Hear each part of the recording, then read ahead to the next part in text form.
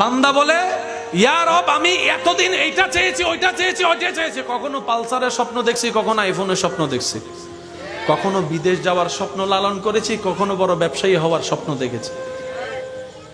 আল্লাহ আমি আজকে এইটা সেটা চাই না, আমি আজকে তোমার কাছে তোমাকে চাই, আমি তোমার কাছে তোমাকে ভিক্ষা চাচ্ছি।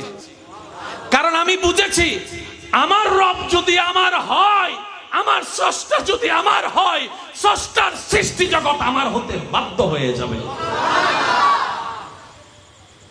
আল্লাহ আমাদের সবাইকে একটু বুঝার তৌফিক দান করুন। কারো কাছে যদি কারো কিছু পাওনা থাকে, ইগু অহংকার রাগ সব মাটির নিচে দাফন করে আজকে এই মাহফিল শেষ করে যাওয়ার আগে আগে নিয়ত করে নেন, আমি তাকে সামর্থ্য থাকলে দিয়ে দিব ইনশাআল্লাহ।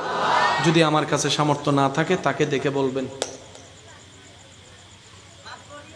বলেন না, সামর্থ্য যদি না থাকে একটা সোলাতে চলে আসবেন, একটা পরামর্শ নিয়ে আপনারা কম্প্রোমাইজে চলে আসবেন, ভাই আমি পারতেছি না আমাকে মাফ কর, হাসরের ময়দানে দাবি রাখিস না। পারবেন ইনশাল্লাহ? পারবেন ইনশাল্লাহ? আপনার জায়গাকে হাজার গুণ বাড়ায় দেওয়ার মালিককে। আর এখানে আমরা যারা জায়গা আছি, এখন যে জায়গায় বসে আছি, এই জায়গার মালিক কেউ না, মালিক আল্লাহ। আমরা সবাই বারাটিয়া, আমরা সবাই কি জোরে বলেন কি? সেজন্য প্রত্যেকটা দলিলের পিছনে লেখা আছে সরকার চাহিবা মাত্র, সরকার চাহিবা মাত্র দিতে। তা আমার বাপের দিন না জায়গা, আমার দাদার দিন না জায়গা, আমি তোমারে দিব কেন? তো সরকারের সরকার মহাসরকার যখন চাইবে দিতে বাধ্য। তা আমরা বলবো আল্লাহ আমি কিনেছি আমার টাকা দিয়ে। রব বলে যে টাকা দিয়ে তুই কিনছ, সে টাকার যে পরিশ্রম, ওই পরিশ্রমের জন্য যে হাত পা শরীর, তোর চোখটা আমার দেওয়া, তোর হাতটা আমার দেওয়া, সুবহানাল্লাহ, তোর পাটা আমার দেওয়া, তোর ব্রেনটাও আমার দেওয়া, তোর সব কিছু আমার দেওয়া, যেটা দিয়ে তুই টাকা কামাইছস, ওই টাকাটাও তো, শক্তিটাও আমার দেওয়া, জায়গাটাও তো আমার। আর আমি যদি জায়গাটা না বানাইতাম তুই কি কিনতি? সেজন্য বান্দা যারা রবের তারা বলে যে সব কার, আর আমি হচ্ছে সাময়িক মেহমান বারাটিয়া। আল্লাহ আমাদেরকে এই বুঝ নিয়ে চলার তৌফিক দান করুন। আল্লাহ আমারা বানাইছে শুধু একটাই কারণে, আমি যেন আল্লাহকে খুশি করে কবরে যেতে পারি। এতটুকু কি বুঝতে পারছি আমরা? তাহলে আমরা যাই করব, নামাজ রোজা হজ জাকাত মা বাবা সেবা, বউকে মহাব্বত, স্বামীকে মহাব্বত কেন করব? আল্লাহকে খুশি করার জন্য। জায়গা দিয়ে দিব কাকে খুশি করার জন্য? আল্লাহকে। আর কোনো ঝামেলা আছে? ইন্নাস সালাতা তানহা আনিল ফাহশাই ওয়াল মুনকার। আমরা যদি আমাদের জীবনকে কোরআন সুন্নাহর আলোকে যত সাজাতে পারবো, দেখবেন আমাদের জীবনের মধ্যে আনন্দের বন্যা বয়ে যেতেই থাকবে। সুবহানাল্লাহ। একটা কথা মনে রাখবেন, রবের কাছে সবসময় দোয়া করবেন, ইয়া রব আমার জবানটাকে তোমার শুকর আদায় করার জন্য ব্যবহার যেন করতে পারি, সে তৌফিক দান করো। রবের কাছে দোয়া করবেন, যখন চাইবেন তখন রবকে বলবেন, ইয়া রব আমার চোখ দুইটির পানি যেন তোমার প্রেমে, তোমার নবীর প্রেমে, তোমার ভয়ে যেন আমি বয়ে দিতে পারি, আমার চোখের মধ্যে সেই নিয়ামত দান করো।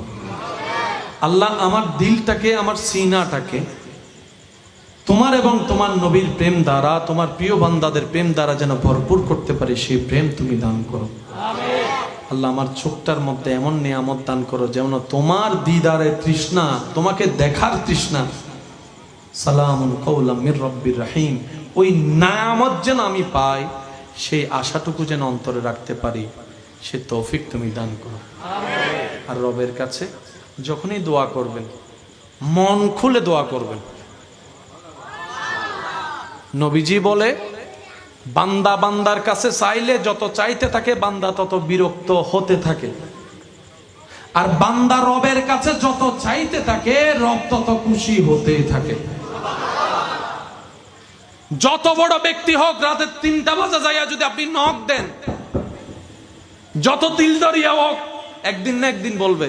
আর রাতে 3টা বাজে যখন আপনি তাহাজ্জুদের মাধ্যমে রবের দরবারে নক দিবেন, রব বলবে যে বান্দা আমি আসি তো, তুই আয়, তুই আয়, কি লাগবে চাল, তুই চা, আমি দিতে প্রস্তুত, তুই বলতে থাক আমি দিতে থাকবো, তুই চাইতে থাক আমি দিতে থাকবো, তুই শুধু আমার কাছে চাইতে থাক।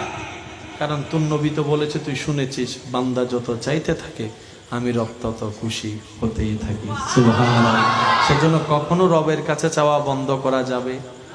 একটু জোরে বলেন না, রবের কাছে চাওয়া কখনো বন্ধ করা যাবে?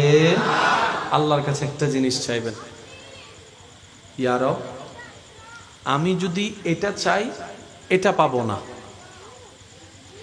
এটা পেলে ওটা পাবো না, রাঙ্গুনিয়া পেলে রাউজান পাবো না, রাউজান পেলে ঢাকা পাবো না, তো একটা পেলে আরেকটা হাত ছাড়া হয়ে যাবে।